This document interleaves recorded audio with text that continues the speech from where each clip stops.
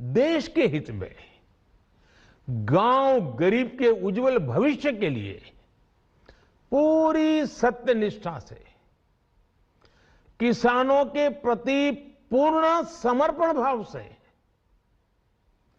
नेक नियत से ये कानून लेकर आई थी। लेकिन इतनी पवित्र बात, पूर्ण रूप से शुद्ध किसानों के हित की बात, हम अपने प्रयासों के बावजूद कुछ किसानों को समझा नहीं पाए।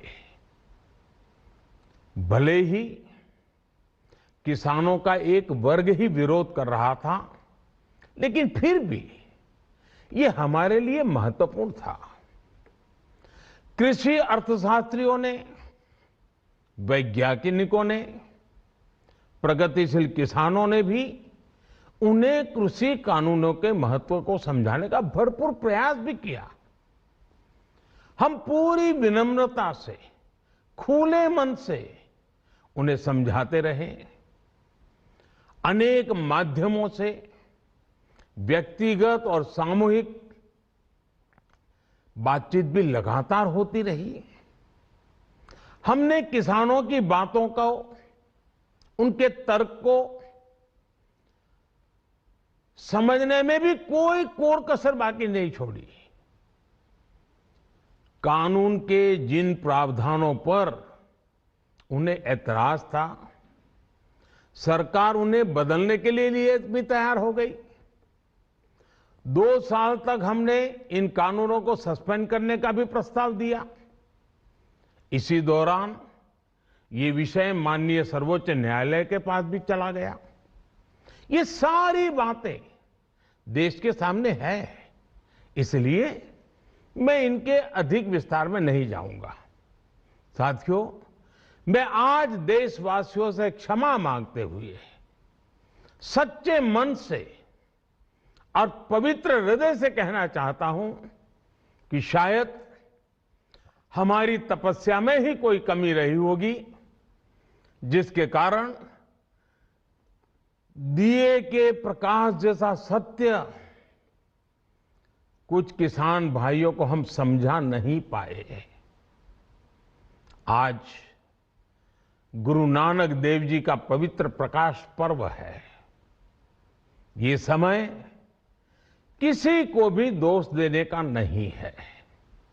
आज मैं आपको, पूरे देश को ये बताने आया हूं कि हमने 3 कृषि कानूनों को वापस लेने का, रिपील करने का निर्णय लिया है।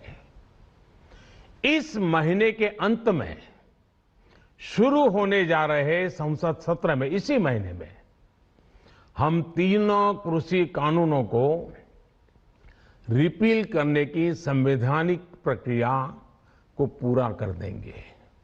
साथियों, मैं आज अपने सभी आंदोलनरत किसान साथियों से आग्रह कर रहा हूं, आज गुरु पर्व का पवित्र दिन है। अब आप अपने अपने घर लौटे, अपने खेत में लौटे, अपने परिवार के बीच लौटे। आइए एक नई शुरुआत करते हैं, नए सिरे से आगे बढ़ते हैं। साथियों, आज ही सरकार ने कृषि क्षेत्र से जुड़ा एक और अहम फैसला लिया है। जीरो बजट खेती यानी प्राकृतिक खेती को बढ़ावा देने के लिए,